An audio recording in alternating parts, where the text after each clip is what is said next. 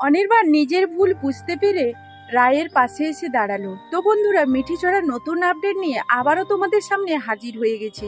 তো চলো আজকে মিঠিঝরার নতুন আপডেটে এই ভিডিওটা দেখতে হলে আমার পুরো ভিডিওর সঙ্গে থাকো। স্রোতের বলা কথাগুলো অনির্বাণের মনের ভেতরে গাঁথে। ও বারবার অনির্বাণকে বোঝাতে চায় যে অনির্বাণ, আমার এই অবচেতন মন কিন্তু জানে যে আমি কোনো ভুল করিনি, তাই তুমি পালিয়ে পালিয়ে বেড়াচ্ছ। এই ধরনের নানা কথা রায়ের কাছ থেকে শোনার পর অনির্বাণ বলতে থাকে, রায় তুমি চুপ করো। কথাটা বলার সঙ্গে সঙ্গে অনির্বাণের ঘুম ভেঙে যায়। তখনই অনির্বাণ বলতে থাকে, এতক্ষণ কি আমি এই কথাগুলো ভাবছিলাম? রায়ের কথাগুলোও আমার কথা, তাই তো আমি মনের মধ্যে এতক্ষণ ধরে ভাবছিলাম। কি তাহলে রায়কে অবিশ্বাস করে ভুল করেছি? আমার কি উচিত ছিল আরো ভালো করে ঘটনাটাকে তলিয়ে দেখা? সব নানান কথা ভাবতে থাকে অনির্বাণ। অন্যদিকে দেখা যায় রায় তার খাওয়া দাওয়া ত্যাগ করে দিয়েছে।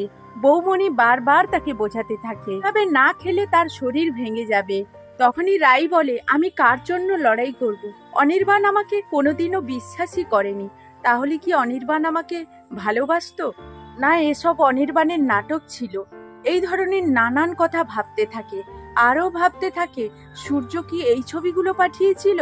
সূর্য কি এই ছবিগুলো এডিট করে পাঠিয়েছে? তখনই বৌমণি বলতে থাকে, সূর্য ছাড়া এটা আর কে করবে? তোমার সঙ্গে এত বড় শত্রুতা আর কার থাকতে পারে? আমার তো মনে হয় সূর্যই করেছে।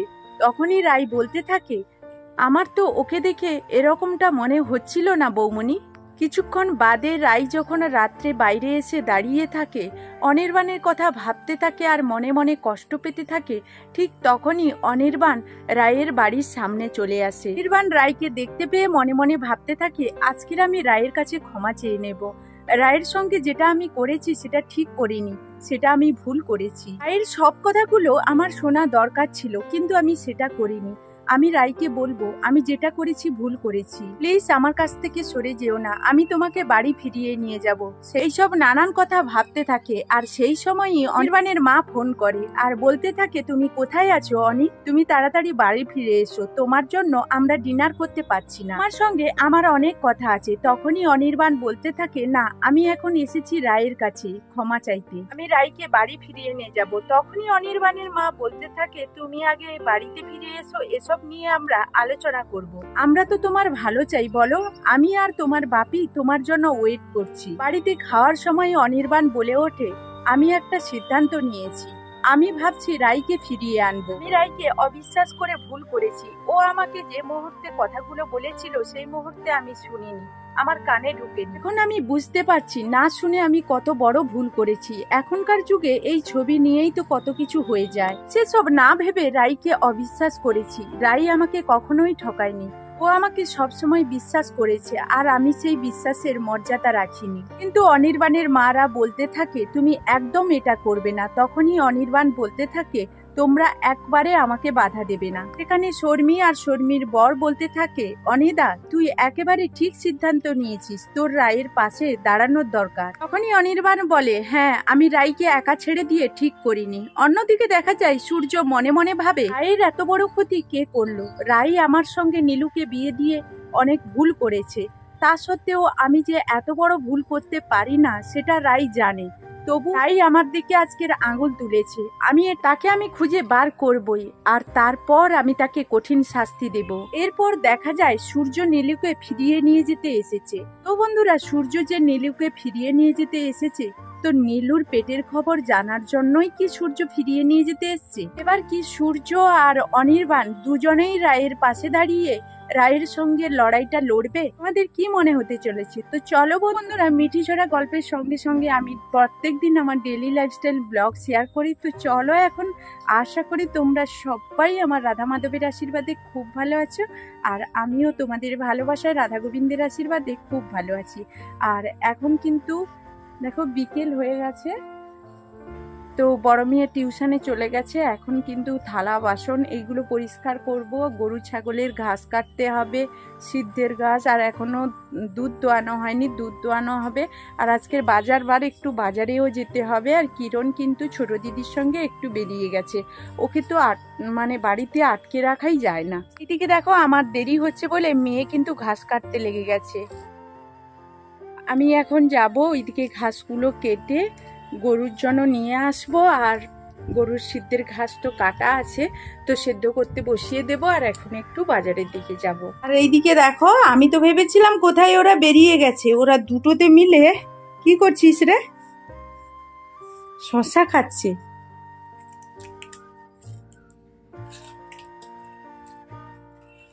এই কিরণ, কি করছিস? কিরণ, কি খাচ্ছিস? বলবে না, বলবে না। তো যাই হোক, চলো এখন ঘাস কাটতে যাই। তো আজকের পেয়ারা কিনে নিয়ে মা ছেলে দুজনেই হাতে নিয়ে খেতে খেতেই চলছি। ছেলের হাতে একটা, আমার হাতে একটা। তো মেয়ে ওই যে টিউশন থেকে এসে হাত পা পুকুর ঘাটে যাচ্ছে পরিষ্কার করতে। আর সন্ধে তো হয়েই গেছে দেখতে পাচ্ছ। আর এখন কি করব বলো তো, গরুর দুধটা দোয়াতে যাব। আর তখন তো ঘাস কেটে নিয়ে এলাম, তো গরুর দুধটা ধুয়ে নিয়ে আসি, তারপর বাড়ির ভেতরে কাজগুলো করব। আর এই দুটোতে এখন কি করছে এখানে দেখো, পেয়ারা নিয়ে খাচ্ছে দুটোতে। তো সন্ধেবেলা বাড়িতে পেঁপে ছিল, তো বাচ্চারা খাবে তাই কেটে দিচ্ছি, জল দিয়ে পরিষ্কার করে ছালটা ছাড়িয়ে নিচ্ছে মেয়ে। তো ছালটা ছাড়িয়ে নিয়ে কেটে ওরা সবাই খেয়ে নিল। আর আমি কি করেছি বলো তো, এখন দুধটা দিতে গিয়েছিলাম, এখানে ছিলাম না।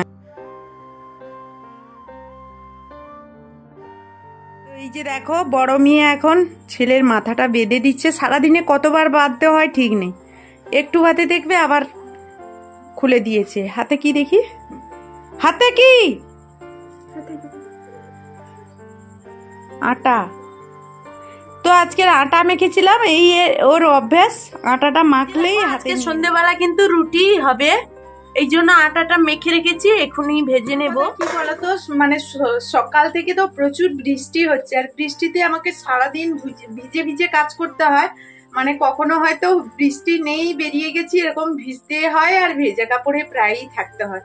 তো এই জন্য কি করেছি বলতো, মানে রুটি করেছি। সন্ধ্যাবেলা আর ভাত খাবো না, তো রুটি করেছি, আর তরকারি বানাবো না। দুধই আছে, দুধ দিয়েই রুটি খাবে সবাই। আর যাই হোক, ভিডিওটা এই পর্যন্ত। ফিরে আসবো নতুন ভিডিও নিয়ে, তোমাদের সামনে খুব তাড়াতাড়ি হাজির হয়ে যাব। ততক্ষণ সবাই সবার পরিবারকে নিয়ে ভালো থাকবে, সুস্থ থাকবে। টাটা।